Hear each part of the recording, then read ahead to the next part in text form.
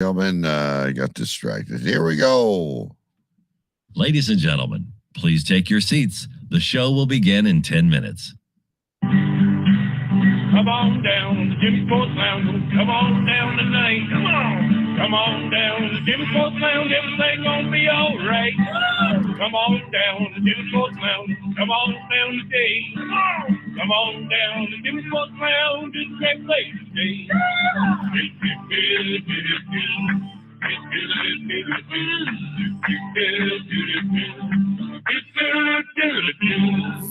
Welcome to the Cave Crew Radio pre-show. We are about to go live on cavecrewradio.com, YouTube and Facebook. Please share the show and remember to like, subscribe and hit that bell so you don't miss a thing. And please leave us your comments too. Get ready. It's going to be another big show with all the latest hot topics, pop culture and weird news. Ladies and gentlemen, and I use that term loosely, here are your hosts, DK and the Big B. Big shout out to Jason Scott out there in chat, whoever else is out there joining us on the pre-show. Before we launch the official podcast and radio show on Pulse Talk Radio and CaveCrewRadio.com and across the universe, my name is DK. Joined as always, and Isbia, who I'm sure is watching Christmas movies on Hallmark. We have a great crowd out here already. Big B, how's it going? Hi there. How was, we should probably do that for, I was going to ask how Thanksgiving was. We will wait for the epicenter. All right. So I will tell you that I got a couple of turkey breasts and some boxes of stuffing and some canned gravy and some Brussels sprouts, and I made a little dinner after watching the Lions make a gallant effort against the Buffalo Bills on Thanksgiving Day. They did make a gallant effort, and it was actually I'm surprised it was that close. With the, I would have assumed the Buffalo Bills would have destroyed them, but they won nonetheless. So, and I think all the expected teams won. The Bills won, the Cowboys won, the Vikings won. No big upsets or anything major that went on yesterday. Is it not an upset when the Vikings win? They're 9-1. No. Holy shit! I'm not watching football. Or 9-2. No, I'm sorry. The 8-2, not 9-1. 8-2. I know the Packers have been shitting the bed, but I didn't know the Vikings. Vikings to the Super Bowl, ladies and gentlemen. Vikings are 8-2, second in the NFC, only to the Philadelphia Eagles, who are 9-1. So is it going to be an Eagles Vikings NFC championship? Or will Dallas ruin all our lives? No, Dallas isn't doing anything, but it depends on the Vikings because much like your Maple Leafs, they don't do anything once they get into the playoffs.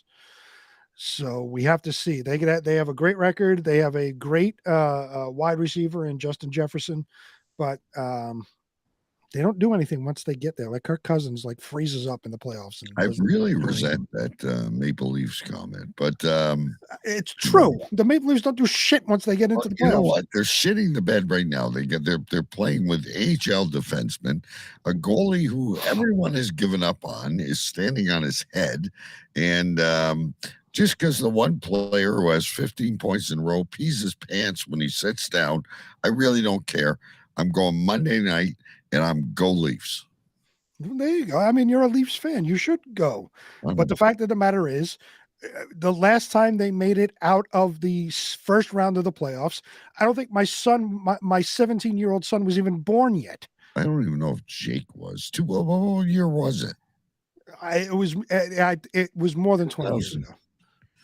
If it was 2004, Jake might have been born. But anyway, ladies and gentlemen, aside from that, it is our Thanksgiving special. We always have a good time. We always have a lot of fun on Thanksgiving, the American Thanksgiving.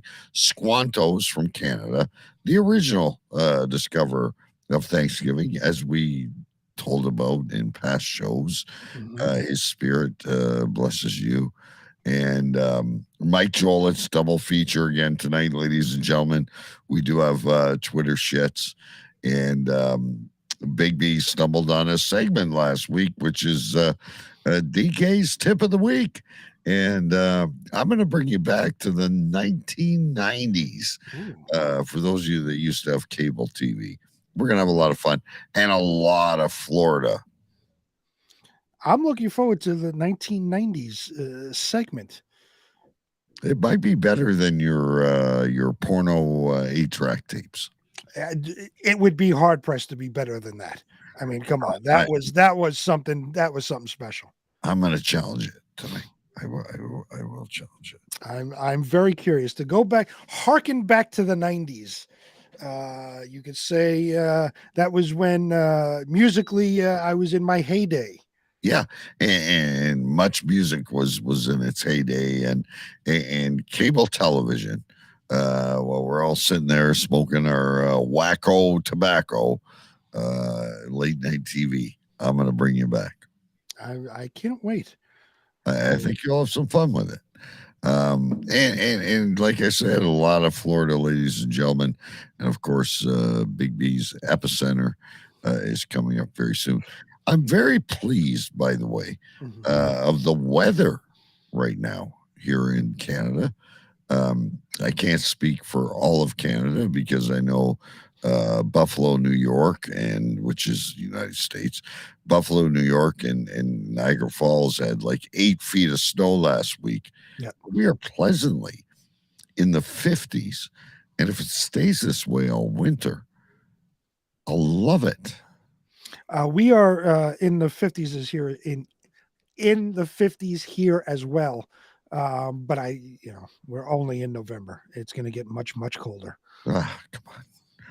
If we only have a month of it, we can survive it. Like the longer, I always look at it, the longer we go with the warm weather, we're there. Like who do you choose? Punch an elephant. We're gonna. Before you know it, we're going to be setting our clocks back to the time that they should have been set at in the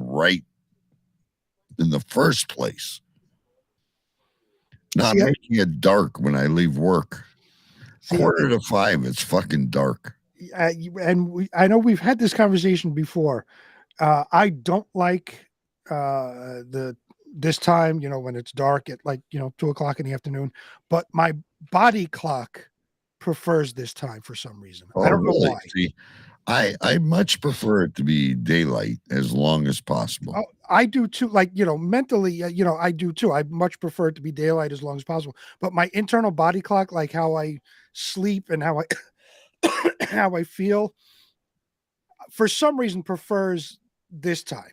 I don't know why. I'm very happy for your body clock. Yes, but I would like when I leave work to be able to go to the grocery store or wherever I got to go and just get home in daylight. I agree. Take out the garbage or something. I'm not asking for, 10 o'clock daylight like in the summer. I don't know. What do you guys think out there? You tell us. I think we're going to start this show. I think that clock is wrong. Oh. And I think we're going to start this show, ladies and gentlemen. So sit back, get ready. Thanksgiving Day extravaganza is coming your way.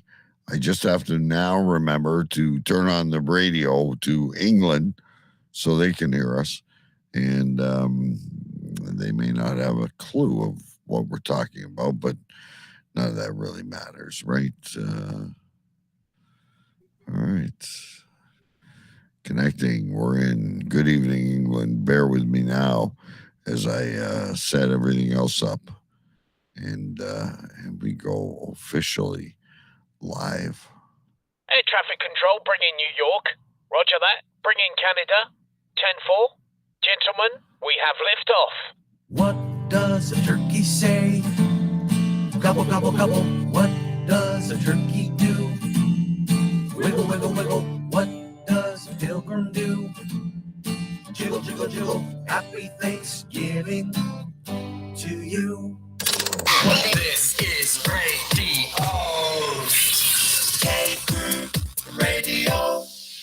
Our show is now streaming on the Backstage Radio Network. Our show is now available on News Force Radio in Ohio and Essential Radio in England.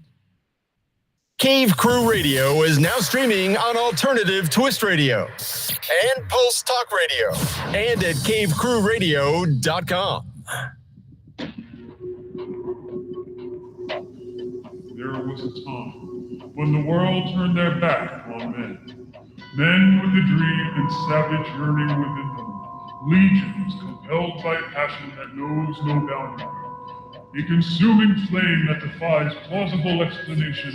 Battling the forces of domestication, they find the courage to band together to experience the awesome power of the I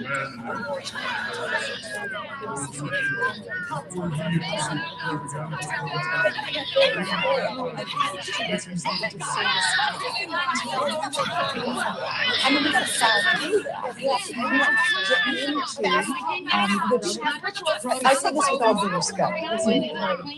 Shut up! Shut up! Shut up! Shut up!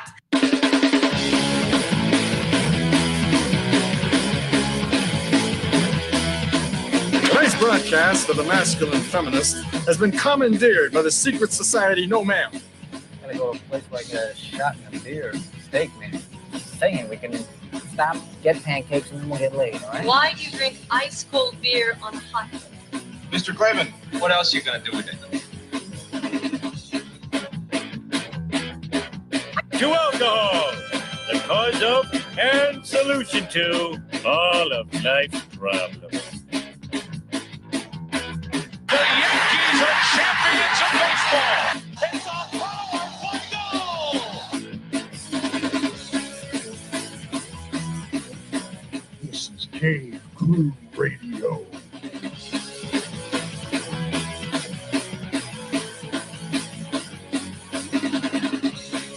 Indeed, it is Cave Crew Radio, ladies and gentlemen, live on Pulse Talk Radio in the UK, syndicating all over the planet. We are live on cavecrewradio.com, on our Facebook page at Cave Crew Radio. For those of you anywhere that want to find us, do search us out on Cave Crew Radio on Facebook, and of course, on YouTube. Ladies and gentlemen, I am not normally an epicenter. Oh, by the way, my name is DK, and I am live in my cave in Windsor, Ontario, Canada. I am not normally a center of anything, but if you will notice, on top of my head, I have managed to find the elusive, the missing Jimmy hat. It is with me tonight, ladies and gentlemen. Anyway, we got a big show coming up for you. We got a double feature of Mike Jolitz, of course. We've got some major Florida stories to come your way. We also we have someone taking blame for the Jimmy's hat. It's okay. We found the Jimmy's hat. That's all we needed to find. Anyway, ladies and gentlemen, here we go. And now, he is the king of the sovereign county of Urine Stench and Stenchlandia, the commander-in-chief of the Water Gypsies, the self-proclaimed president of the United States, a university graduate, and always the epicenter of something. Ladies and gentlemen, His Royal Highness, Big B. Yes, live from Queens, New York, I am King B, King of Stenchlandia and the Water Gypsies, your President-elect of the United States of America, and as always, the epicenter of something. This week, I am the epicenter of all things family Thanksgiving at a restaurant. I can't believe you did that. You always smoke meals. You are a chef, a Red Seal. You went to a restaurant. We did. We've been sick throughout the house. As you know, I've been sick on the show and things have gone through the house. And it was, we kind of ran out of time to get everything together and do all this because we've all been down and out. And so we just said, you know what, this year, screw it. We're going to make a reservation at a local pub restaurant, and let everybody pay their own way. So that way we don't have to pay for everything anyway. I love it because you are also like a accountant type of guy, and so is your wife. Mhm. It's about time those freeloaders started paying their own way. Well, it was it was a whole combination. We were sick and really didn't have time to get everything together. Two, we didn't have to pay for everything. Finally, have everybody pay for their own stuff. And three, we didn't have to clean up at the end of the night. All we had to do was go home. So we met a nice reservation. This place that we go to has really good food. We order from there every so often. It's a pub restaurant. The front end is the bar, and they have football games on and all this, and then in the back is the restaurant area. So we had a 1:45 p.m. Reservation. We showed up at 1:30. We were sat immediately, and we were the second people at tables. There was a couple of people at the bar, one other, I guess, family at the tables when we got there, and we were the second ones there. So the menu was basically a fixed menu. It was a fixed Thanksgiving Day menu. You get appetizers, which was salad and a butternut squash soup. Very nice. The entrees, which was turkey and spiral ham. The sides, which was, stuffing and mashed potatoes and gravy and green beans and all this shit. And then your choice of dessert, either pecan or apple pie. Green beans always ends up as all that shit. I like green beans.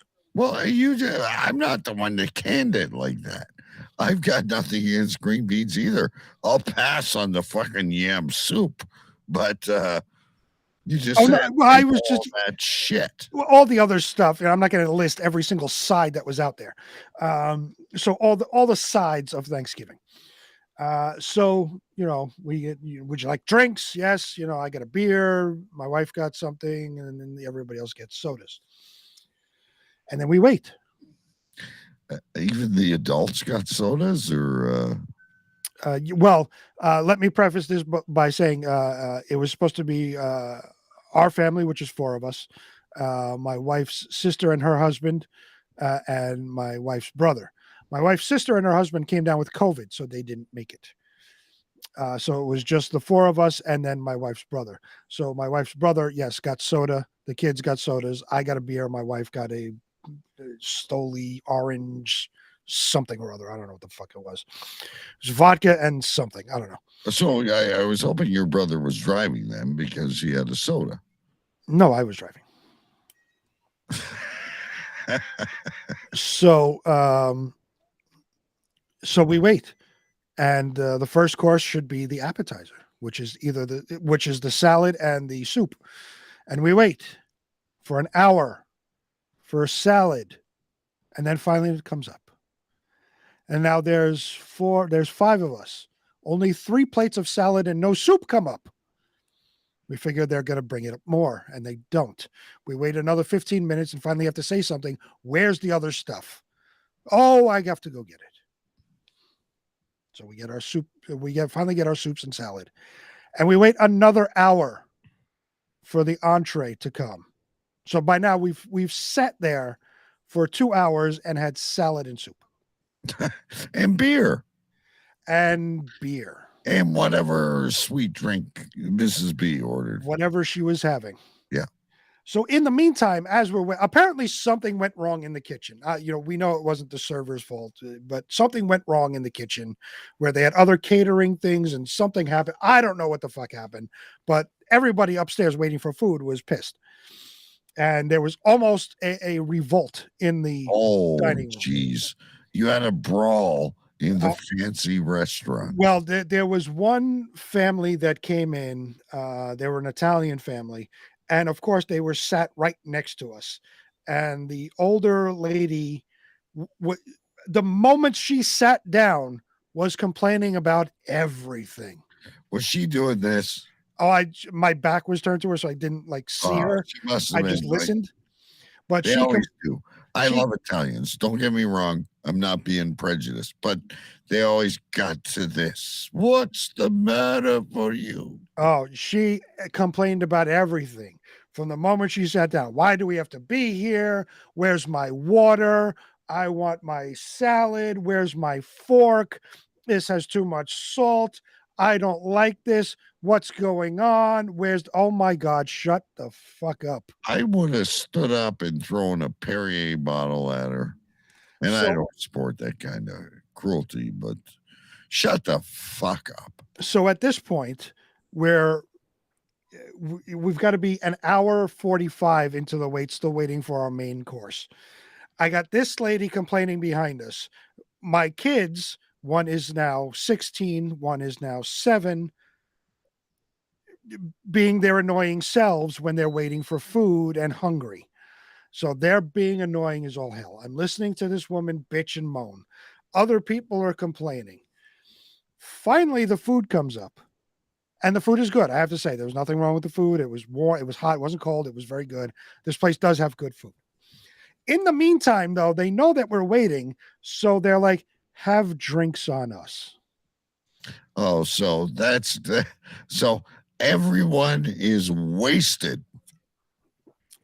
So I had, my wife got 2 other special sweet cherry vodka things that she was drinking. I got more beers. And I just sat there. And my brother-in-law had another soda. He had another soda. Yes. Yeah. So luckily the TV was right here. Like I could just look up and watch. I watched the end of the Lions and Bills game, and then the Cowboys and Giants game came on. So I got to watch that.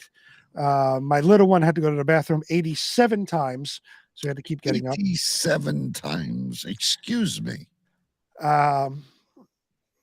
So we ate, and we had leftovers. We brought them all home, and it was a 3-hour odyssey that took place. When all we wanted to, it would have been easy at that point. It would have been easier to cook at home, serve the food, get everybody the fuck out, and clean up. It would have been shorter than the 3-hour odyssey that we had at the restaurant. Melissa wants to know if you counted. I did not. It just seemed like 87 times. Every time we would sit down, I would take a sip of beer. I have to go potty again. Holy Christ. Like he was the one drinking. Stop for a minute.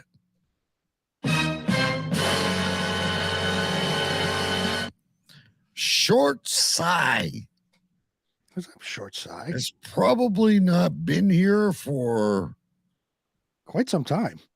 A long time. It's good to see short sigh in the chat.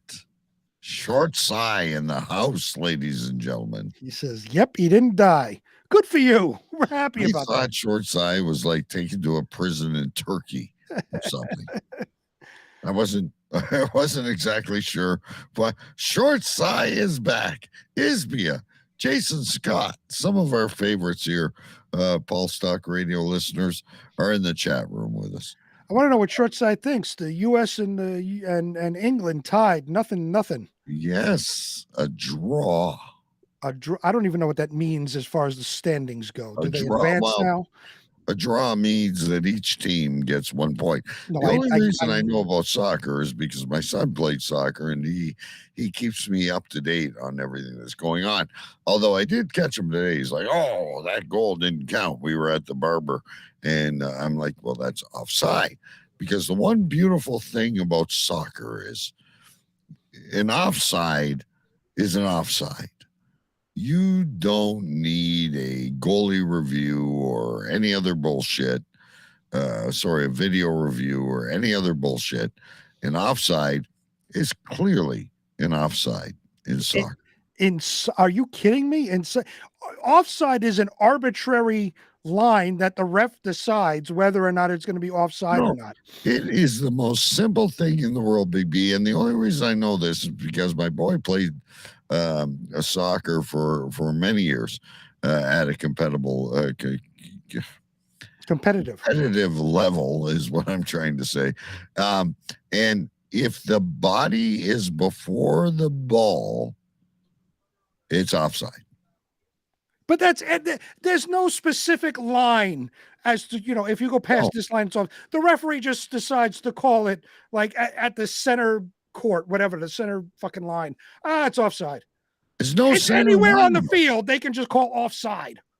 There's no blue line. There's nothing like that. There's no like the skate was just touching the blue line when Morgan Riley. None of that in soccer. The ball, if it goes to the offensive player, the ball must land before the player. But anywhere. Where? Anywhere. So anywhere on the field is offside. Any single place on this field is offside. No, once you cross the half, if a guy's running down the side, the ball has to land before him and he can play it. If the player, so if I'm making a long pass across the stretch and the player is before the ball, the offensive player, not the defensive player, the offensive player, it's offside. It's as clear as day in soccer. It is once you understand it. It is because if you're like I hate to debate soccer because soccer is awful, but it's not awful. It's very boring, but it's clear as day, Big B. The ball has to land before the player. That's it. But if one guy's running up the side, right, and the other guy, like they cross midfield, and the one guy's running up, the other guy's ahead of the guy with the ball. The guy with the ball kicks it to the guy that's ahead of him. Sometimes that's offside and sometimes it's not. That doesn't make sense. It does. Trust me. As frustrated as you and I get watching hockey, and we do the other show about it, and we want to get rid of coaches' reviews and video reviews, and it should be as soon as a skate touches the blue line, it's onside. There's no line. There's no line. It's just ball before the player. Anywhere on the field, it doesn't make sense. It's awful. In the offensive zone, who cares in the defensive zone what happens? Once you cross midfield, your flankers and your strikers and everyone's moving. The ball has to drop before the player, or it's offside. To me, it's simple. It's awful. It's terrible, and I agree with Mike Jolitz. Go USA. And why is like every game 0-0 or 1-0? There's a net the size of Texas, and they can't hit it. It's a confusing game, but anyway, I actually understand the rules more than I understand the rules of hockey, which I'm a textbook at. And like today, Murray knocked the net off the post on purpose. They had to bring a drill and epoxy out to fix it. Fuck off. Why are you telling them to fuck off? He broke the thing. He did not break the thing. The fucking net wasn't put on properly. And now you got everyone in the chat fighting about soccer. Who would have thought that tonight, oh my goodness, a child in underwear has come and they're bringing the drink. Ladies and gentlemen, a child in underwear and the drink. Oh, look at this. Isby is always interested in the drink of the night. You have a palm tree. You have maraschino cherries. You have a double to help you. He's got a wooden straw, ladies and gentlemen. Have a maraschino cherry. I will have one maraschino cherry. Yeah, have a maraschino cherry. All right, two. I love maraschino cherries. This is what? This is called a purple motherfucker. Excuse me.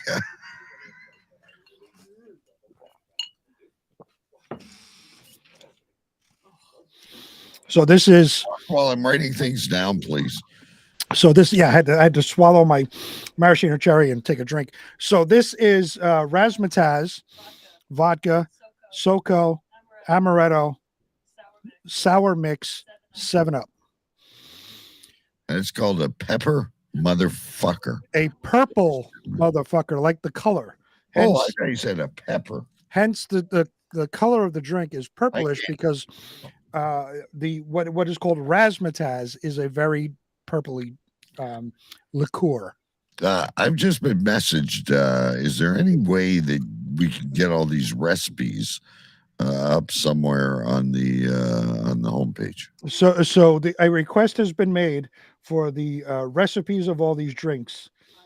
So we need to, if you can type them up for me and send them over, and then I could send them up on over there. You have access to the homepage, and you could do it yourself instead of pushing work forward. You are an excellent manager, by the way. I am what? An excellent manager. It's telling your wife to type the recipes and send them to me to put on the homepage.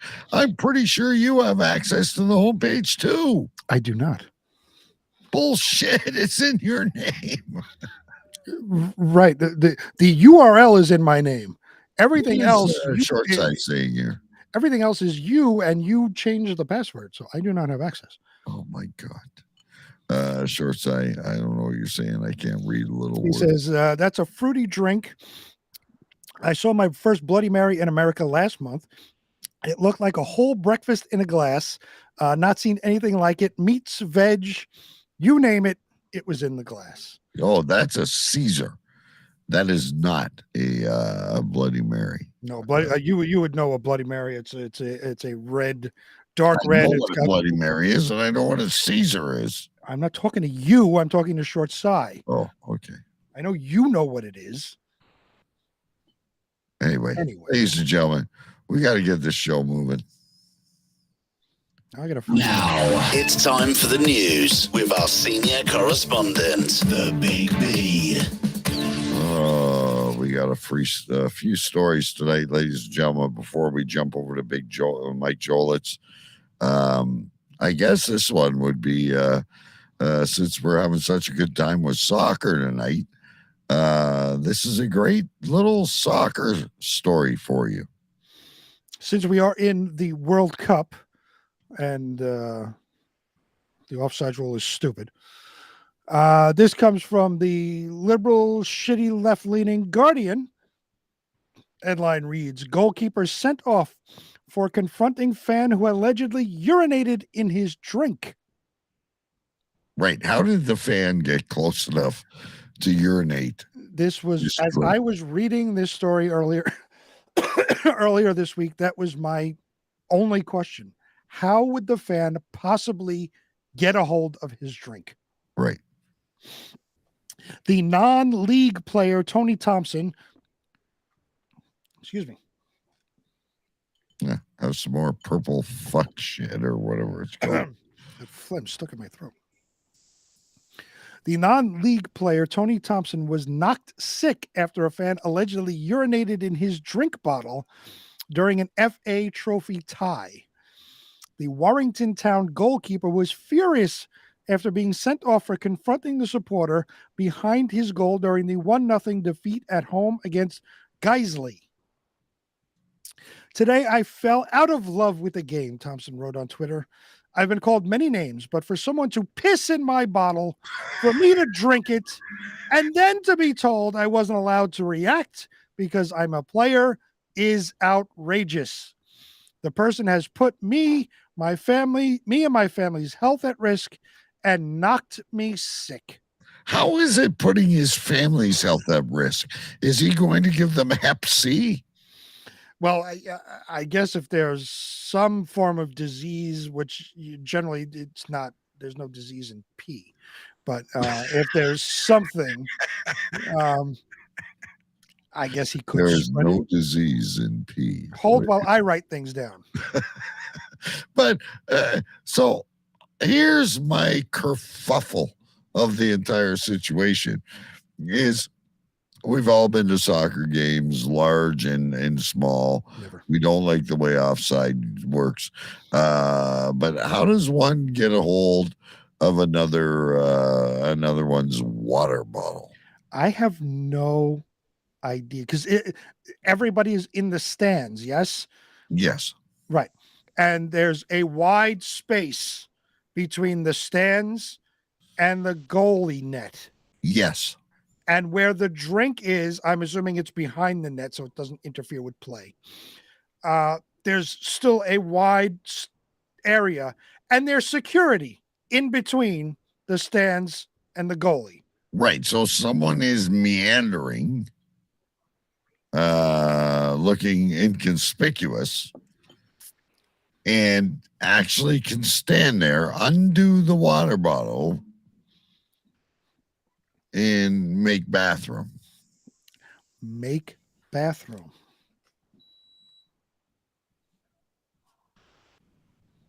You know, I'm just curious how it even happened. I understand why the guy's upset. I'd be, we'll wait for this one. I'd be pissed off too. But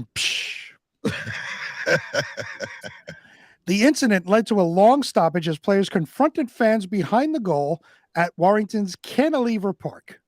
Warrington's manager Mark Beasley felt the match official made the wrong decision. The Geisley staff apologized. It was disgusting, and there was no place in life for things like that. I think the referee has completely lost control after that. If someone urinates in my bottle and I drink it, I'm going to throw it away. To send him off for throwing the bottle away is a disgrace. I would hope you would throw it away after someone urinated in your bottle and you drank it. That is the most conscious, awesome decision I have heard all night. And very, very sensible. If someone pees in it and I drink it, I throw it away. Very, very sensible decision.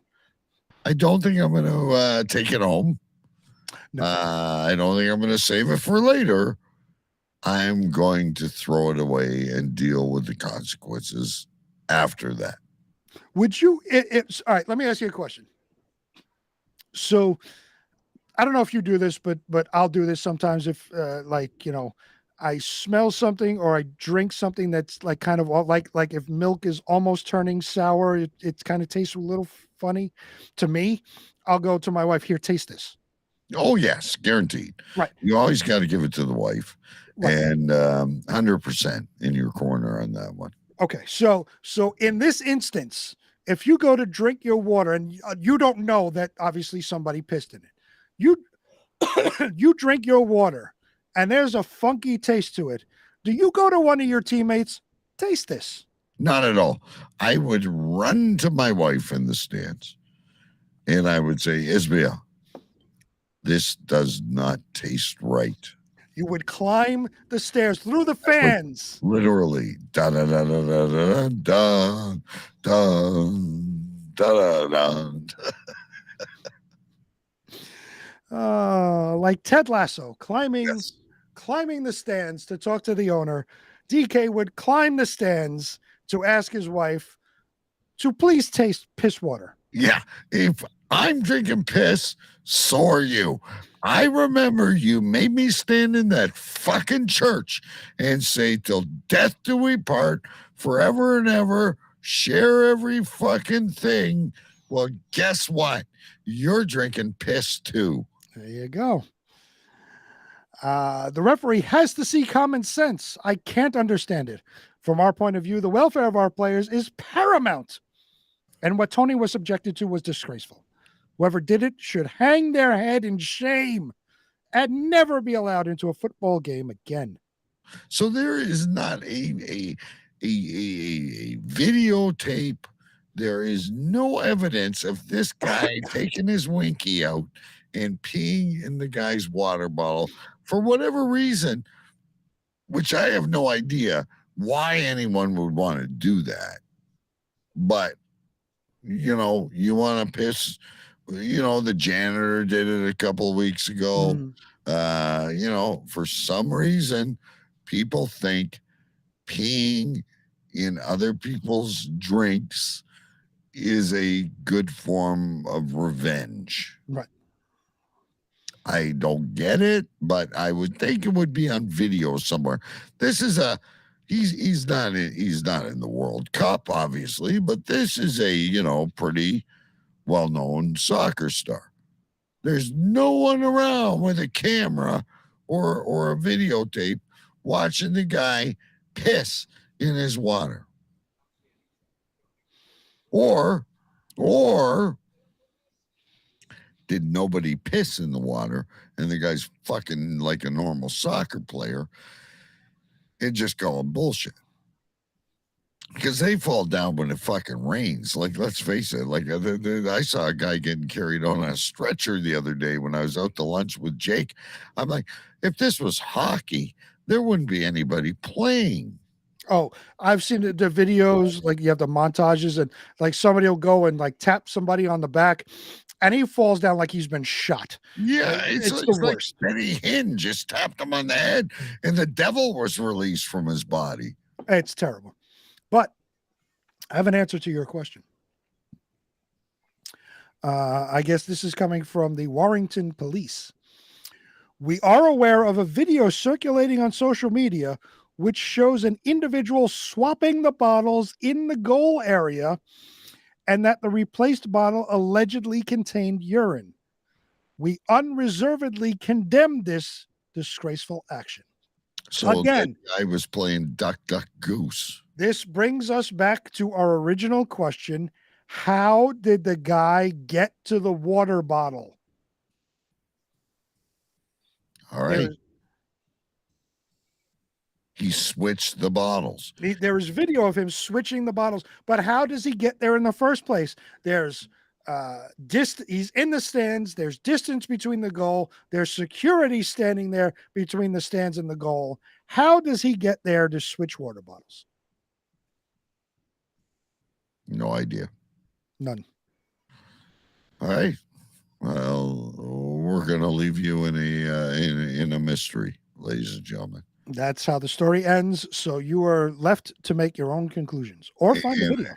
I just can't make any more conclusions about this because I don't know. Water is clear and pee-pee is yellow. That's all I can tell you. So unless you're very thirsty, you can probably tell the difference. Oh my God. That's the Cave Crew Radio version of the Arnold Schwarzenegger film with the kid. Boys have a penis, girls have a vagina. Water is clear, pee-pee is yellow. What is this in the chat? That has to be my wife with Holy shit. With the purple motherfucker recipe. I would prefer if she shared it to me privately and I can post it to the webpage. Well, we can do that later. All right. But she's on now and pointing it. She says she quadruples it for the shaker because that makes just a little bit, and I'm an alcoholic. Basically, is what she's saying. Yeah, and you have a refill. Ladies and gentlemen, I don't know if where you live, switching from pee-pee and water to hot dog stands. Mm-hmm. But, I think everywhere you go, if you don't want to pull into a restaurant, you can stop and you can go to a hot dog stand. But apparently it's a very competitive business. Apparently in San Diego it is. This story comes from the New York Post.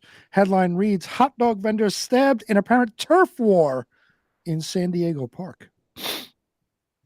A San Diego hot dog vendor was stabbed over the weekend in an apparent turf war between street food sellers. The 31-year-old man was impaled in the back when a brawl involving 10 to 15 people broke out near Petco Park in San Diego on Saturday evening.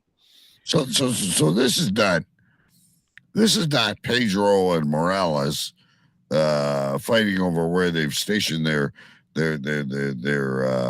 hot dog carts. This is a large amount of people. This is like a hot dog gang. Yes, a hot dog, a gang of hot dog slingers. Yes, hot dog man. Witnesses said tempers sizzled after Los Angeles hot dog slingers encroached on local vendors' territory after a performance by DJ Duke Dumont.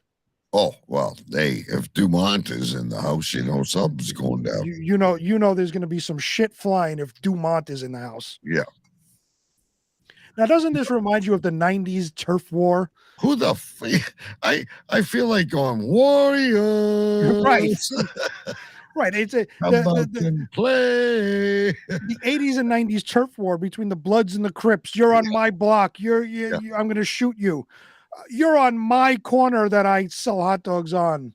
Who is DJ Dumont? Is he bigger than Justin Bieber? I have no fucking idea. All right. Anybody DJ out there, Dumont. please tell us who DJ Duke Dumont is. Yes, and if you have a song, please post it in the Cave Crew group so we can hear it. Apparently, he's very popular among the hot dog crowd, and there was a big brawl. Yes, and one of the hot dog vendors was impaled. This sounds like King Arthur to me. The victim, whose name was not released, was taken to the hospital with non-life-threatening injuries. The alleged culprit, Yoni Yunez, was arrested at the scene. Police used pepper spray to disperse the crowd, resulting in several people receiving medical treatment from the San Diego Fire Department. So the hot dog vendors got into a fight at Dumont's concert, and there was like a mosh pit around the hot dog fight, and the police had to come and spray pepper spray. Well, I guess everybody gets into a froth and a fury when Dumont plays his best song, whatever that is. Hot dogs and fucking sauerkraut and relish went flying everywhere. According to CBS 8 San Diego requires vendors to obtain specific permits to sell food on sidewalks. It is not known if the Los Angeles vendors were permitted. San Diego Police Department did not immediately respond to the Post's request for a comment. So they may have been bootleg hot dog sellers. So they didn't have their permits. They didn't go to the municipality of San Diego and get their permit. According to Shorts Eye, he is a pretty famous dude. Many million views per tune. Shit music, though, or as he puts it, shite. Yeah. Okay. All right. There we go. All right, ladies and gentlemen, that's all we got for the regular news tonight. We're going to hop right in to Mike Jolitz reads the news. And when we get back, we're going to get into Florida. I've also got my big tip of the week. I don't know if we are even going to get through everything tonight, but we're going to do our damnedest. But for right now, ladies and gentlemen, if you don't know this is the internationally renowned Mike Jolitz. He would start a fight in a hot dog stand anywhere. And now, Cave Crew Radio presents Mike Reads the News with Mike Jolitz.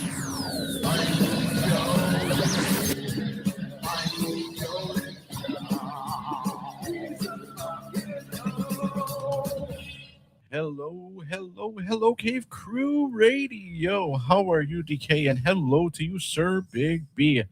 Happy belated birthday, by the way. Yeah, very cool, man. Same birthday as my son. Alrighty, guys, it is now time for Mike Reads the News. In NFL news, the Vikings got spanked by the Cowgirls. The Sharpners got dominated by the 49ers, and Detroit destroyed the New York Football Giants last Sunday. Robert Halford of Judas Priest announced that the band is almost done. They've got somewhere between 1 and 3 years left. Sad news indeed. U.S. men's team didn't lose their first World Cup soccer match this week. They didn't win it either. It was a tie. They played today. I have no idea if they won. I don't care either. Trump was unbanned from Twitter. Bite it, snowflakes. I hope it goes back on just to hear you whine all day. Alex Jones isn't getting back on Twitter, according to Musk. I actually kind of agree with that one. He's a dink. And finally, in the news, Mariah Carey tried to trademark Queen of Christmas. Yeah, she got denied. Do we still have to hear that song then? I mean, I could pass forever. Alrighty, guys, so that does it for the news. It is now time for the tidbits. They're not headlines, they're just little tiny pieces of shit. Yeah. I overheard one of the girls at work say that she got the Dixon. She was referring to the phone numbers for a customer, though. Oh, yeah. I saw Flava Flav on TV at the Macy's Thanksgiving Day Parade. Flava Flav! Oh, yeah. Both Jack White and Trent Reznor left Twitter. Okay, didn't know they were on it. Oh, yeah. And finally, in the tidbit, singer Ziggy Azalea sold her music catalog. She got a big Dum Dum Suckers for it. Not bad. No. Alrighty, guys, what does it for this? Mike reads the news. Hope you guys have a great show. Make sure to check out later for another installment of the Twitter shits. All right, later, guys. Bye-bye.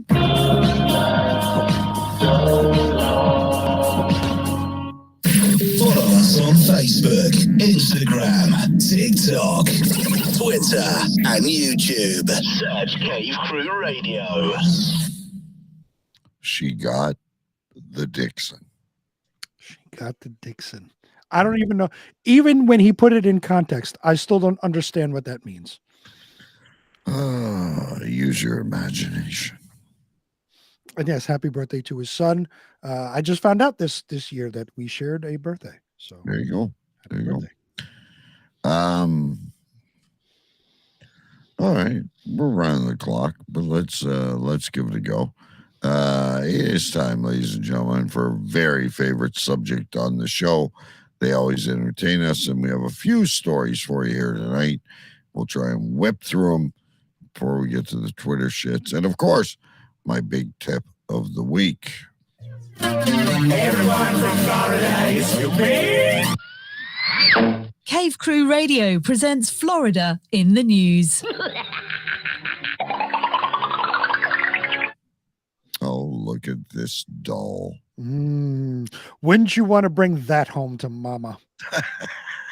She would not have been happy at your restaurant, Smorgasbord. No, she would have been chief complainer, I'm sure. Yes. First story of the night. Italian lady with the. Oh my God, that lady! I wanted to fucking kill her. Short Side says she's a beaut. Yes, she's pretty. That's the saying you say about a car or a horse. She's a beaut, huh? Yeah, she is, especially with the black eye.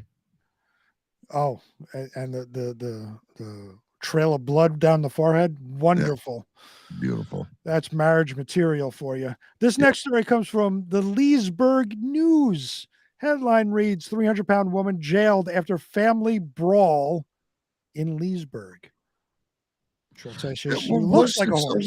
Was this over Thanksgiving at a restaurant where the service was bad? I don't think so, because this was from a couple of weeks ago.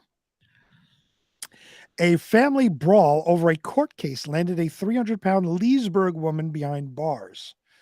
Michael Anthony Butcher had driven 22-year-old Alyssa Butcher on Tuesday to the Lake County Courthouse in Tavares.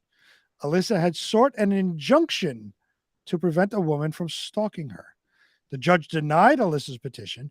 When the two arrived at their home at the 3500 block of Silver Oak Drive in Leesburg, Alyssa began arguing with 45-year-old Jody Butcher and Michael. I don't know who Michael is. It's Jody Butcher and Michael. Jody Butcher and Michael, ladies and gentlemen. Holy Christ. That's like Wham.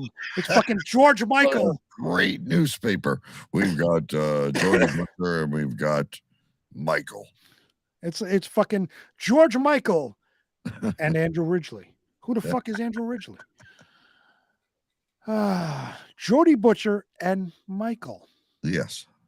Alyssa, who weighs in excess of 300 pounds, according to the arrest report, grabbed Jody's right thumb and bent it backward to the point that Jody felt it was either broken or dislocated. When Michael saw the attack on his wife, he grabbed Alyssa's hair and threw her on the floor. Michael then struck Alyssa several times. Ladies and gentlemen, Michael. I'm all for Michael. Yeah. So he took the fat bitch and he just tossed her. Well, Alyssa is the fat bitch. Oh, I'm sorry. That's Michael's wife. So Michael was defending Alyssa. Let's see. I guess this story is very no. He grabbed Alyssa, who is the 300-pound woman. That's the person he grabbed and threw to the floor. Good for her or him. Michael then struck Alyssa several times in the face and the head. Shortly after the exchange of blows, Michael and Jody left to pick up a minor child from school. They didn't call the police. They didn't call an ambulance for Alyssa's broken or Jody's broken thumb that she thought she had. They left to pick up their child from school. They just pounded Alicia in the face and left. Because this is what you do in Florida. This is a normal Tuesday afternoon in Florida. You fight a 300-pound woman. You fight a 300-pound woman. You break a thumb. You go pick up your son from school. And their family. Yes. When they were gone, Alyssa called the Lake County Sheriff's Office for assistance. When the deputy came to the home, Alyssa told him that Michael had pulled her down and struck her in the face. She did not mention grabbing Jody's thumb. The deputy took pictures of the injuries. When Michael and Jody returned home, the deputy asked Michael and Jody what had happened. Michael admitted that when he had saw his wife being injured, he grabbed Alyssa by the hair, flung her to the floor, and punched her several times. Now, if he flung her to the floor, he is a very, very strong individual. He must have used like a fucking clothesline or something. I'm imagining this would be very entertaining. So the fat chick, she's bending the other bitch's thumb back, and fat chicks can be pretty mean because they're pretty unhappy about their state to begin with, right? Mm-hmm. And I see him jumping off the top of the couch, clotheslining her. It's like when Bret Hart fought Yokozuna at WrestleMania 9 in Las Vegas. Knock him down. It was like Hogan in WrestleMania 3 trying to finally get Andre off his feet.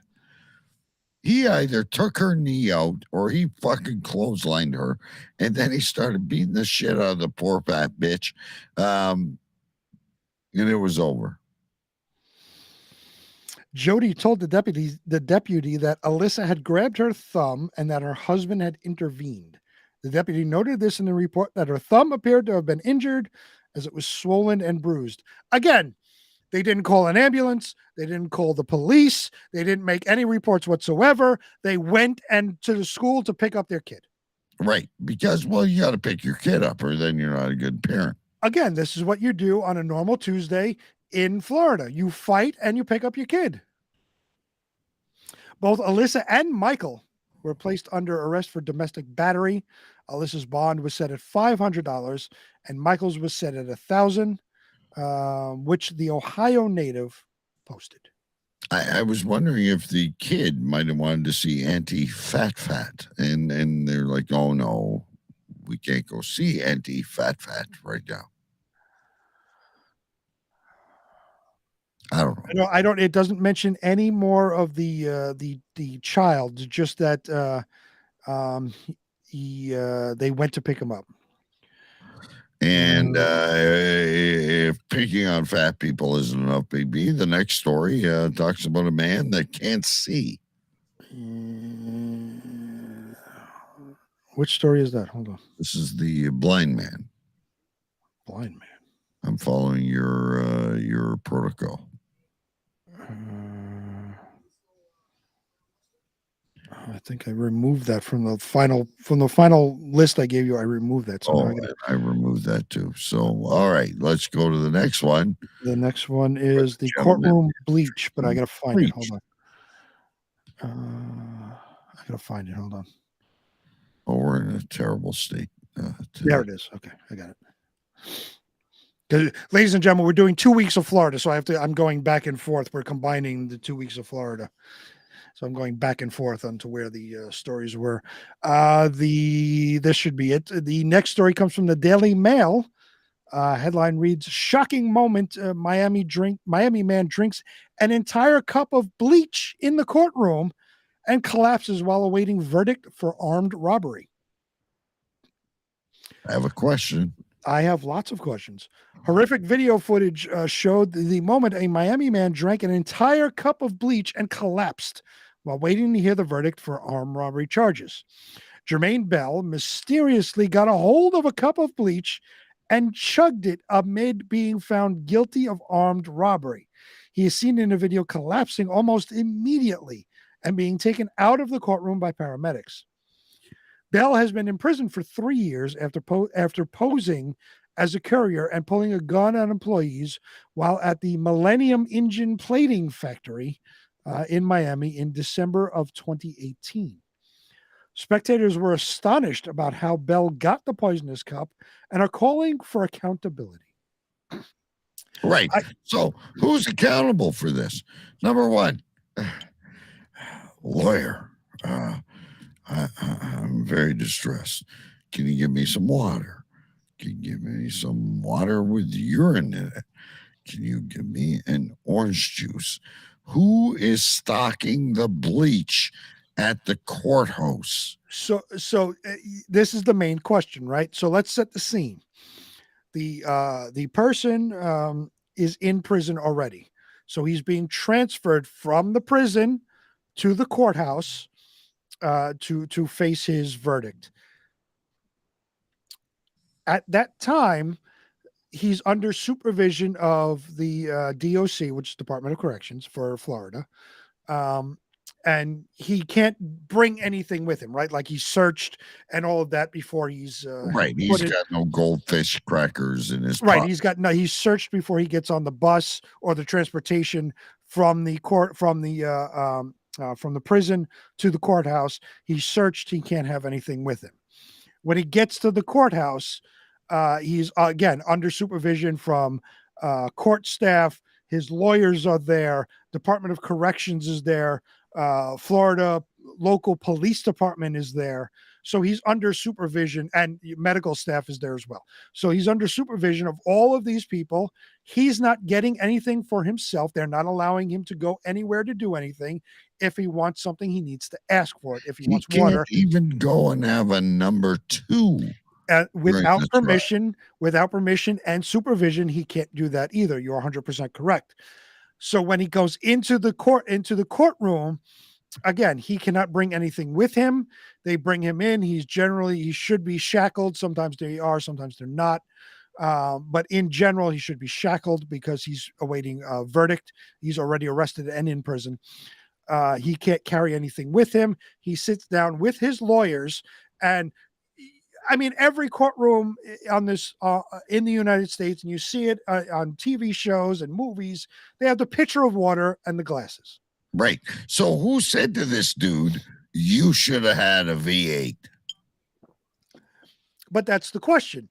Now, let me ask you this, just so I know I'm not going crazy.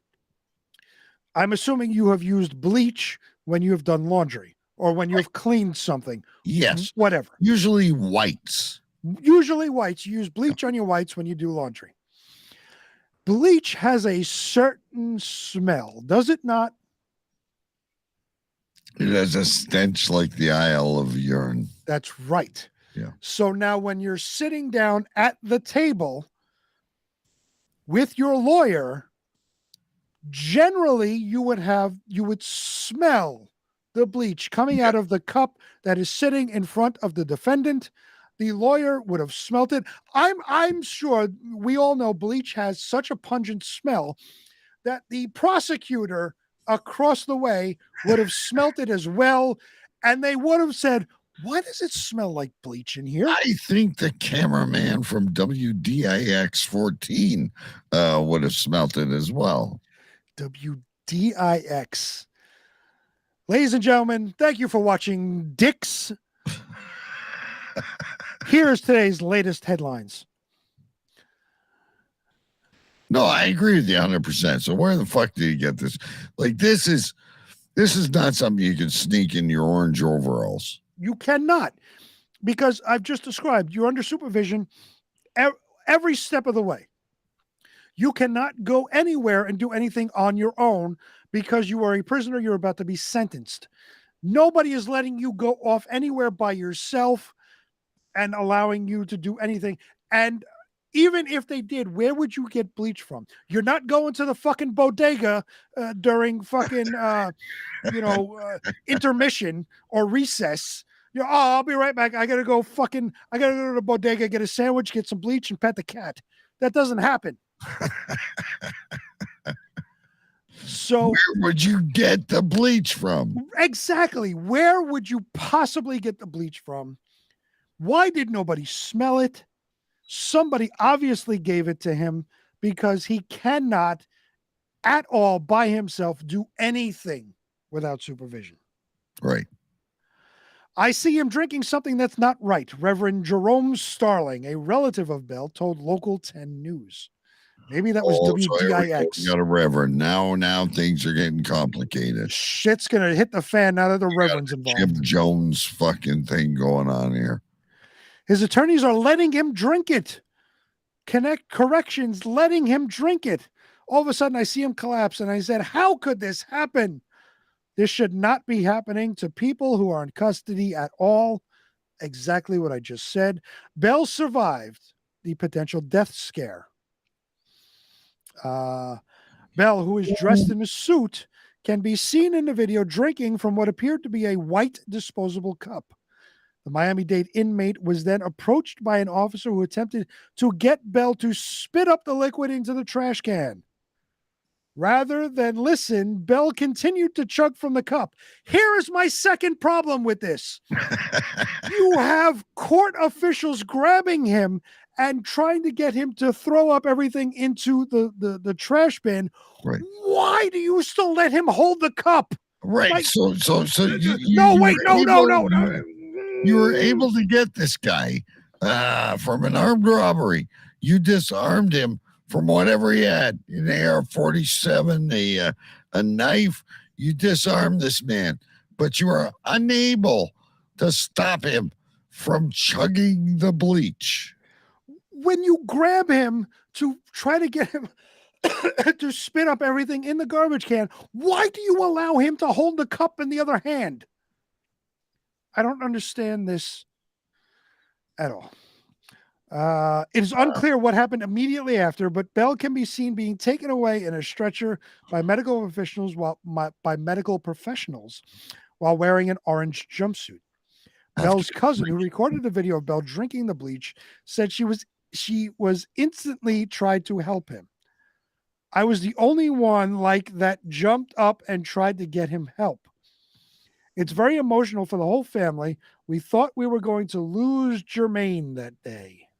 You just said the whole fucking courthouse was trying to get it out of his hand. This is what's in the story, but nobody apparently was able to get a disposable white cup out of this man's hand. Miami-Dade County Corrections and Miami-Dade Police are investigating how Bell got a hold of the cup of bleach. I have to go back. Short Side was asking, what is he charged of? It's armed robbery. Armed robbery. He drank bleach. All right. Now, I got to find the other one. Oh, here it is. All right, here we go. From armed robbery to shoplifting and a very good excuse. This next story comes from The Sun. Headline reads, hostile takeover. Walmart thief gives a very bizarre excuse for stealing more than $200 worth of clothes from the store. Yes. A Florida man caught shoplifting at a Walmart gives a bizarre excuse as why he thought he shouldn't be arrested. Stephen Francis was caught stealing more than $200 worth of clothes from the Gainesville store off Interstate 75. Right. Oh, that's the main road. But when police confronted Francis, he claimed he couldn't have stolen the items because he owned the multi-billion-dollar grocery store chain. He owns it. He owns it. All of Walmart. If I need a pair of underwear, I will walk in and take it. It's my shit, goddammit. I own the motherfucker. I dare you to arrest me. I own Walmart. Nobody is taking my Subway pizza and my boxer briefs away from me. Subway pizza. Yes, they have a Subway in Walmart. They have an agreement, so there's a Subway restaurant. Really? He told officers that he had recently taken over Walmart as a hostile takeover. The bold claim did not impress police, as Francis was subsequently arrested. The alleged thief is currently being held in the Alachua County Jail. There has not been any takeover, hostile or otherwise, of Walmart. The Walton family, the children of Sam Walton, who founded the company in 1962, remain the main shareholders of the $400 billion, billion with a B, retail giant.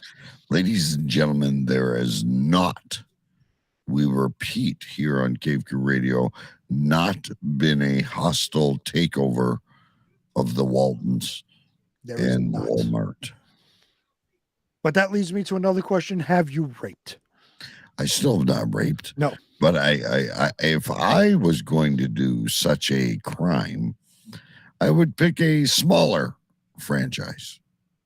Target, maybe. Yeah. Or PetSmart. PetSmart. A hostile takeover of PetSmart. Right. Nobody is getting birdseed and cat food without my say-so. No, you should write that down. Hold while I write things down then. I do not own Walmart short side. I am far promoting Walmart. I'm going to stop the press. I'm going to stop the press now, ladies and gentlemen. And I am going to jump into a couple other segments. Mm-hmm. And then I will, we still have a few Florida stories to get to. But first, let us go to our greatest of friends. Actually, no. I'm going to pull a slide on you. And I'm going to go to the DK tip of the week. Ooh, a new segment. Forward to this. Because this has to do with cable in the 1990s. Love cable in the 90s. So there was this woman named Sue Johansson. I guess I should play my intro first, right? Like so. Sure, if you have one, absolutely. Now it's time for DK's big tip of the week. Yes, and for those of you that aren't aware of my big tip of the week, it simultaneously, spontaneously happened last week. Big B just kind of threw it out in the air, and now I feel obligated to all of you to, not every week, but once in a while, to provide you with a tip of the week. And I stumbled across Sue Johansson. She was a cable star in the 90s, and she would give sex advice to callers that would call into her show. And this is completely legitimate, ladies and gentlemen. I'm going to play an audio clip in just a second, and she would advise people in different sexual situations. And I thought to myself, if this happened in the 90s, it's got to be happening today in the 2000s. And I can't say it any better than this lady can, ladies and gentlemen. Here is Sue Johansson giving advice on her cable radio or TV show to people who have sex questions.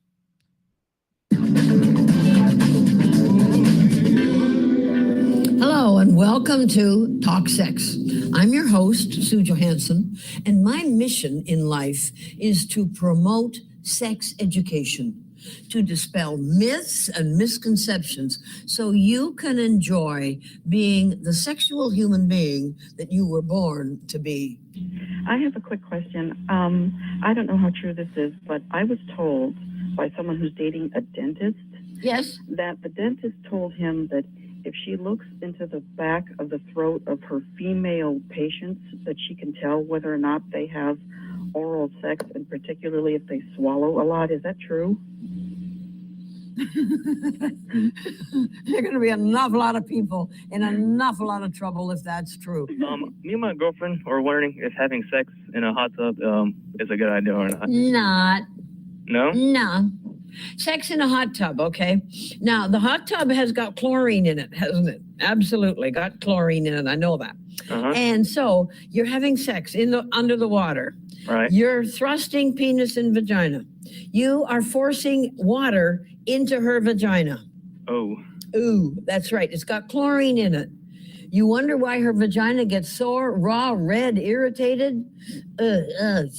And then they're worried that there's a possibility that the water will go up through her cervix, through her uterus, and into her fallopian tubes, and then drip into her abdomen. Oh. And there is some concern that that might cause endometriosis. I just called to ask, when my girlfriend and I have sex, either with a dildo or with her fingers, when I'm getting ready to have an orgasm, I often have like vaginal farts or queefs. I'm just wondering, is there any way to stop doing that? No, why? Vaginal farts are wonderful things. It's something we can do. Guys can't do it. And ours don't stink. Theirs do.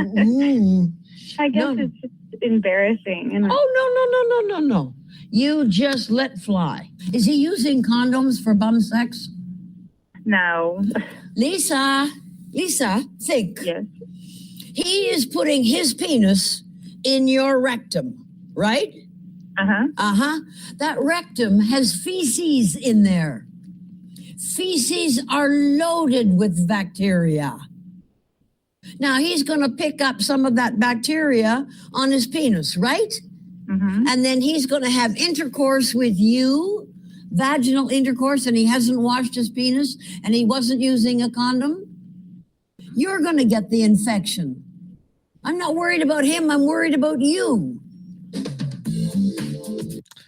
These, ladies and gentlemen, are my tips of the week.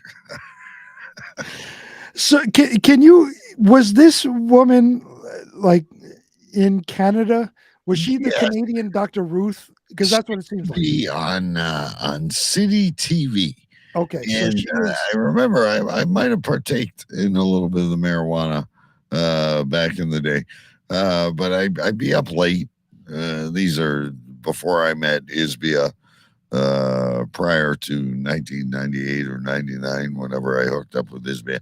And I would sit there on a Sunday night, baking out, just chilling after all the football's over and watching this lady. And she was the best. She'd get bananas out and she would show you the proper way to put on a condom. And she was wonderful. So she definitely was the Canadian Dr. Ruth, because we would have Dr. Ruth here in the US and it was the exact same thing. Yeah. I love the way she described sex in a hot tub to the point where the water goes into the fallopian tubes. Yes. And you will get endometriosis. I'm not worried about him, honey, but he's got feces on his penis. Oh my goodness. He got feces on his penis and I put it in my mouth. What do I do? Oh. That sounds like one of those daytime lawyer commercials. Have you had sex in a hot tub and got endometriosis? Yeah. You may be entitled to compensation. Yes, we need to get this going. And I'm telling you, Oh. ladies and gentlemen, and for all our, yes, we're writing down show notes, Jason, as fast as you can speak. But remember, ladies, because we do have a few that listen, vaginal farts are a wonderful thing. I have that written down. Oh my goodness, vaginal farts are wonderful. Yes. Is there any way of stopping this? Perhaps do some kegels and tighten yourself up, young lady. I don't know. Or Oh my god. So let me ask you this. So this was obviously a Canadian person. Yeah. Here in the U.S., we had Dr. Ruth. Dr. Ruth I came out love with Dr. Ruth. I know Dr. Ruth very well. Right. So she had many books out and all of this. She had a nighttime talk show, which sounds like what this was, a nighttime talk show. Did this woman have books out and was like the foremost leading sexual advice giver in Canada? No, you know what I think happened is we went from a time where TV was 4 or 5 channels, Mhm. right? Yeah. It's all you could get with the antenna or whatever you had on your roof.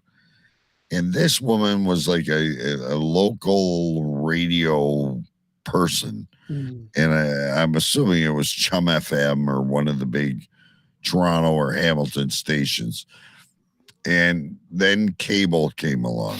Mhm. And we were able, the production was terrible. Right. The studio looked like shit. Right. Kind of like ours probably. And she did a TV show. But because of what she was talking about, it was wonderful. So it was like so what we had here, and I'm assuming you had something similar. We had what was called public access. So we had on cable, we had a certain 4 channels that you could submit videos to, and they would put it on. It was public access, Yeah. so anybody could put them on. We did it as a band. We put ourselves on TV and went through public access, and put shows on and did videos and all this stuff. So I'm assuming that's kind of what this person did. Maybe one step further. Got it. Okay. I think she was like a local celebrity Mhm. that was probably very famous in the Toronto, Hamilton area. Right. And then once cable came, people like myself or other people in Ontario would stumble across this show when nothing else is on. Mhm. And you would watch this lady on a Sunday night, and she became, a hit. I could do some more research on her and report back. And if she's still alive, maybe we can get her on the show. I would love to get her on the show and talk about endometriosis for an hour, about how when it goes into the fallopian tubes. See, now I would be much more curious about vaginal farts. And I wonder if gay men, when they're making intercourse, hopefully with a condom, not getting feces all over the place, if gay men are capable of anal farts, not like farts like you and I get from eating beans and tacos, right? But gas from intercourse, like perhaps the penis forces air. An anal queef. An anal queef, yes. Excuse me. While he writes things down, I'm amazed. See, being in the U.S. and not exposed to any other culture's television, what we knew was Dr. Ruth. Dr. Ruth was the sexual, doctor, the sexual expert, so to speak. And she had books and all of this. She had a talk show. She made late night appearances and all of that. I didn't realize that other countries had their version of Dr. Ruth, and apparently they What I do. find very strange, and we'll close the segment because we got to get to the Twitter shits, and we at least have to cover the Florida sex toy scandal. But what I find very weird is that I believe in the UK, I believe in Canada, a lot of the television that we get is American. Mm-hmm. So you, with your U.S. cable, get no outside. You might get Mexican Barney or something like that. Mm-hmm. But Right. you get no Canadian. No. See, that's strange to me. I think is value of being Canadian, is I can watch a lot of Canadian content. I can watch a lot of British content. Mm-hmm. I can watch a lot of Punjabi content if I speak that. And of course, I get a lot of American content because that's where the majority of the big shows come from. See, we would get, now that you mention it, when you had cable, especially in the 90s, and these were channels way down, like, channel 1280. Nobody was watching that. But it was, we would get, Spanish language channels that would broadcast stuff from Mexico and all that. And you're right, the Punjabi stuff that, we would get stuff from India, whether it was horse racing or cricket or whatever. But again, those were channels way, way down that nobody watched in like the 1000s. It wasn't like today when you had a million channels. Back in the 90s, from your neighbor from the north. Nothing.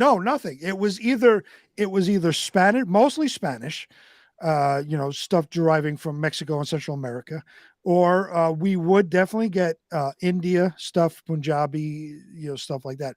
Nothing from Canada, nothing from England, nothing from any other country. Russia, Germany, anywhere else. Spanish and Indian. That was it. Jason Scott wonders if you ever heard of Corner Gas. So, The Office, another big Canadian show. The Office was a British show and not a Canadian show. show. They got turned into a Canadian show. It was turned into a U.S. show. Well, no Canadian Office. Produced, but so Corner Gas. So you had told me about Corner Gas, and I was searching, and I don't know if it was on Amazon or whatever streaming channel was on. I could get Corner Gas, so I watched the first 2 episodes. I have no idea what's going on. It's really fucking weird. This chick likes this ugly dude. This hot blonde chick likes this ugly dude that has no idea the blonde chick likes him. That's as far as I got, as far as Corner Gas goes. And then there's Kim's Corner Store. This hour is 22 minutes. I mean, there's a lot of, and Second City, by the way, Big B, before it went to Chicago, originated in Toronto.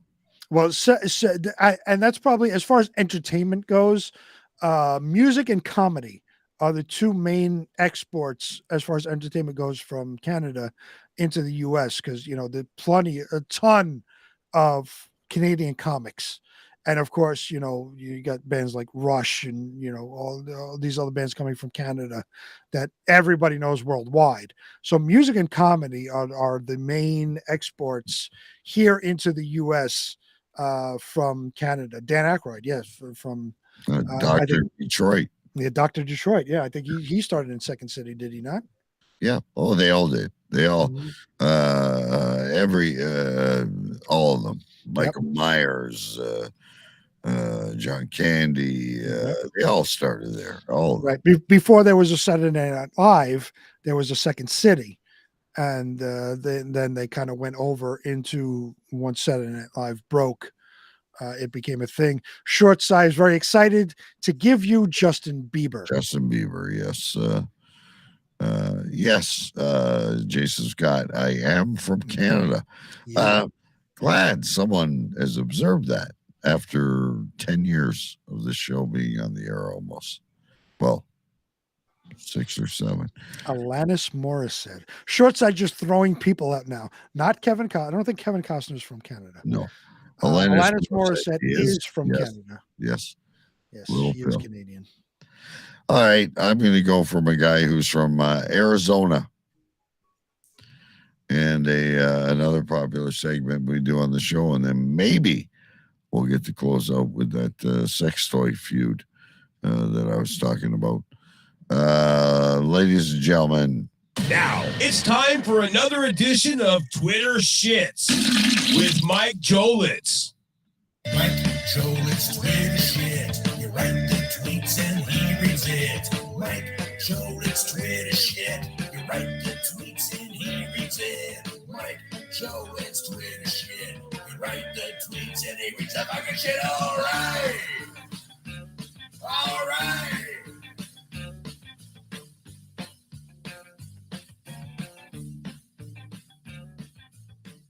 Hello, and welcome back to Twitter Shits. Yeah, alrighty, guys. Today's Twitter Shits. These are replies based off of @Rob Reiner's tweets on Twitter. His tweet in part read, "There's no other way to put this. Donald Trump is a complete and utter fool, not to mention a career criminal." Psychos tweeted an audio tweet. Give this a listen. You are a meathead. And then? Psychos tweeted out, "I love that he lives rent-free in your head." And then? Bledsoe tweeted out, And then? Wino Julia tweeted, "I'm embarrassed for you." And then? Mike Duchovny tweeted, "You said you were leaving Twitter." And then? Sean Grass tweeted out the same thing. "I love that he lives rent-free in your head." That's just fantastic. Not all heroes wear capes, guys. Not all heroes. And then? Mike McTwonuts tweeted out, "Whatever happened between you two? Why don't you just go on a fishing trip and hash it out?" And then? Larry Spencer tweeted, "If Trump is so awful and unelectable, then why are Democrats all melting down?" Good question. And then? Bobbity Ba tweeted, "Republicans have taken back the House. Eat it, meathead." And then? Timothy Old tweeted out, "Thanks to Republican wins, Nancy Pelosi now has more time to spend with her wife, Paul. And Rob Reiner can suck it." And then? Comedian and singer Chad Prather tweeted, "Donald J. Trump has officially announced his candidacy for presidency in 2024. And then? Mullen Fosby tweeted out, "America." Perfect. The best one ever. And then? And with much sarcasm, John Schultz tweeted, "Thank you for your objective, dispassionate analysis. Feel better?" And then? No, and then. All right, you guys, that does it for this Twitter Shits. Hope you guys enjoyed it. Back to your regularly scheduled program. Later, guys. Bye-bye. Mike Jolitz Twitter shit. You write the tweets and he reads it. Mike Jolitz Twitter shit. You write the tweets and he reads it. Mike Jolitz Twitter shit. You write the tweets and he reads the fucking shit. All right. All right. Hot topics, weird news, shock talk radio, cavecrewradio.com. Imagine going through life with a nickname of Meathead. Rob Reiner is such a piece of shit. On Twitter, I think Rob Reiner and Robert De Niro are the biggest crybabies I have ever seen. Holy fuck, they whine and bitch and moan, and they live in gated communities and have no idea where the common person lives. No idea how the common person lives. So what you're saying is he's actually living up to his character. Oh, what a piece of shit Rob Reiner is. He I will give him his props. He directs good movies. I love a lot of his movies. Spinal Tap being very, very high on the list. But him personally is such a piece of fucking garbage. Him and Robert De Niro are fucking awful. And they complain they're going to leave Twitter, but yet they tweet every fucking day. Leave. Go away and leave. They won't, because that's where they get their followers. I love Twitter. Absolutely love it. And Short Size says Twitter longevity might need a new stinger soon. Twitter will not go anywhere. Trust in Elon Musk. He knows what he's doing. I do. I trust in Elon. I don't think he bought this to shut it down. No, of course not. No, he's going to make money off of it. What he's doing is culling the herd. We talked about this last week. He's culling the herd, taking all of the lazy, useless people out of Twitter and keeping the ones that actually do the work. Right. I love Twitter. By the way, ladies and gentlemen, we're on Twitter, cavecrewradio.com. We unfortunately are not going to get to the rest of our Florida stories again, but that's okay. We don't have time for this one? What's that? We don't have time for the last one? You want to do the last one? I do. All right. Let's do the last one. Let's put it to bed, and then we'll name the show, ladies and gentlemen. This was a terrible event, and I know, we talked about a lot of things during the show, but this is one thing you don't want to argue about.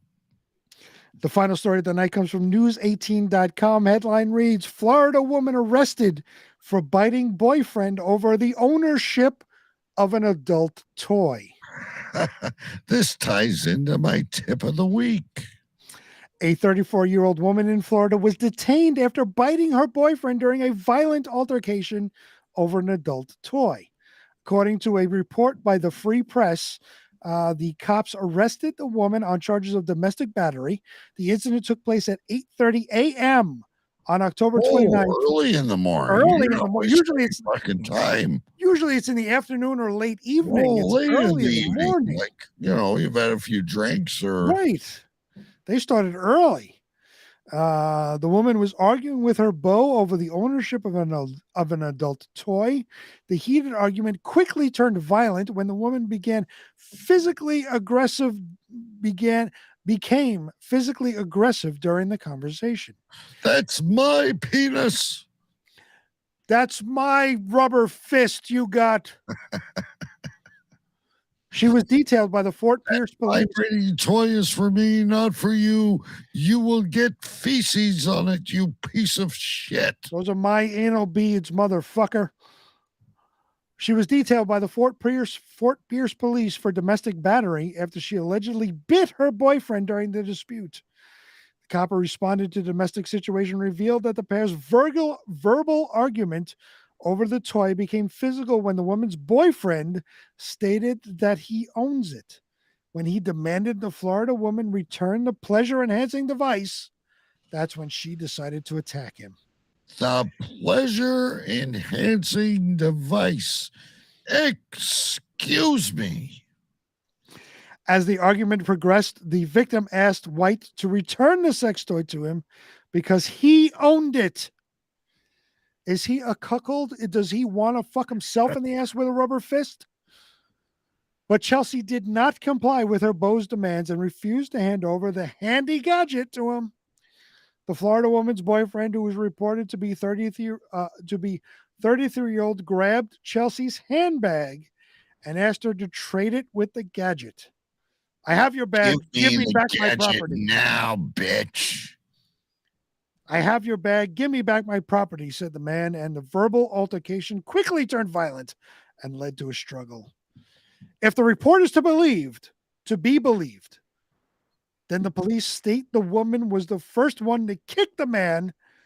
At one point, she ended up biting him to gain control of her handbag without letting the gadget go away. She kicked him in the ding-ding and bit him. That's how precious this pleasure-enhancing device is. The police suggest that the 33-year-old man punched Chelsea to make her stop biting in his response to the physical attack. During the investigation, the police found Chelsea to be the aggressor, and she was thus arrested over the charges of domestic battery. She was detained in the St. Lucie County Jail. I think that you should, at that point, have a his and hers. You know, A his and hers pleasure enhancing devices over Christmas with an eggnog. A his and hers dildo. Maybe that's what you get for Christmas. A lovely his and hers dildo set that you can both share in your intimate times only on Christmas. Look for the Black Friday sale. His and hers dildos. Nobody fights. Nobody gets bit or kicked. Don't you think? I agree. His and her dildos are wonderful. Before we go, that was the end of the story. Before we go, I want to say this. Short Size sent me this picture of, it's not Screwball, but he is enjoying some sheepdog. Hang on, let me. There it is. Some sheepdog peanut butter whiskey while watching us. In the background, he says, it ain't Screwball, but it's pretty fucking tasty. I will have to look up sheepdog. I don't think we have it here in the U.S., but if we do, I will certainly give it a try. Peanut butter whiskey is good all around. I have been drinking, after I drank my purple motherfucker, I've been drinking my Screwball whiskey. And for Short Sigh, cheers to you. Cheers. This is for you. Cheers, ladies and gentlemen. At this point is when we need to name the shows, the show, not the shows, the show, and get our show notes. Tonight I wrote down more than I did last week, and I always write on angles. I don't know why. I have no idea. I saw your sheet last week. It was all over the place. Yeah, look at this. Like, it's. What the hell is wrong with you? I just, like, I'm into the show. Like, I'm right into it. I really like what Mike Jolitz said. She got the Dixon. I like that as well. She got the Dixon. I also like from our last story, the pleasure enhancing device. Mm-hmm. This one might not fit into anything, but it was a lot of fun, ladies and gentlemen. My little one went to the bathroom 87 times. There you go. I also wrote down an anal queef. Mm-hmm.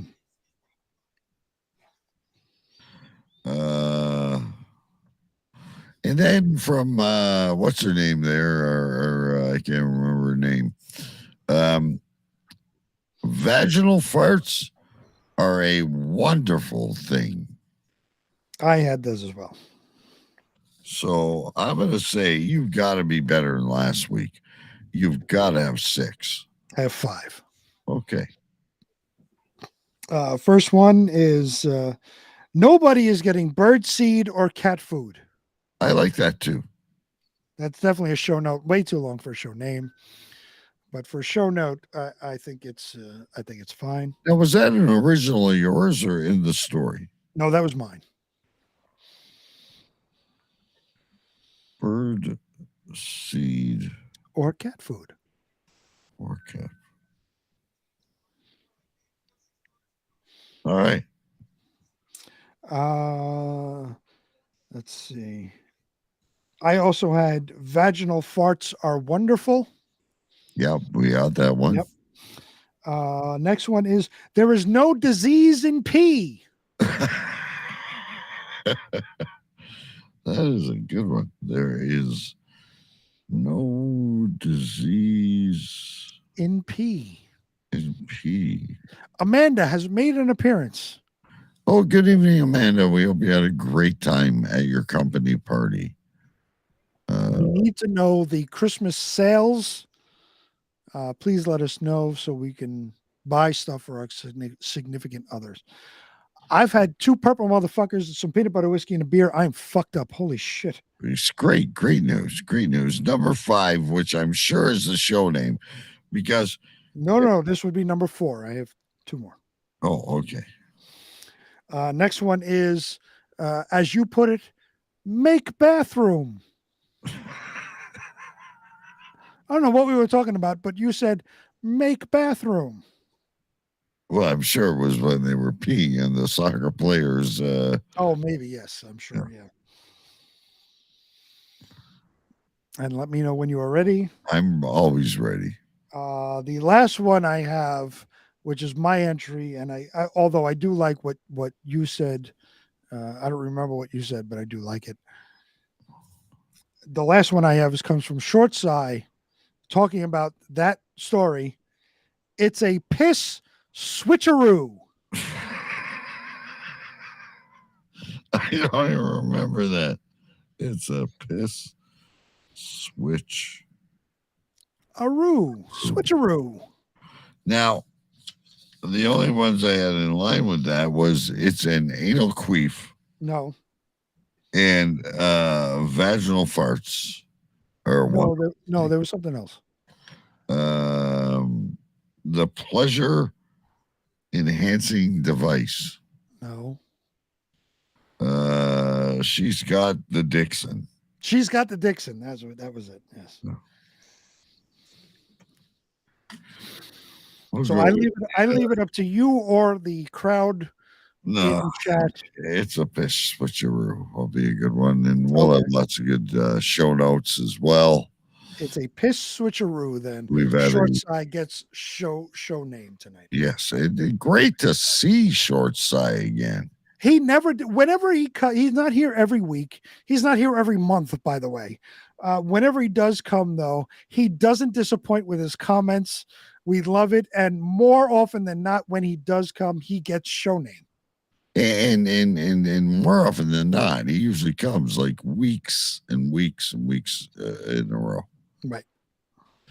All right, kids, we're out of here. Pulse Talk Radio, we're sorry if we ran over a little bit. You're only probably playing auto DJ anyway. All right. For those of you that like hockey, we'll see you Sunday night. And for the rest of you, we'll see you next Friday. Later. Thanks for joining us. I want you to pack up and get out. Get the hell out of here! Go. Just go. Get out. Get the hell out.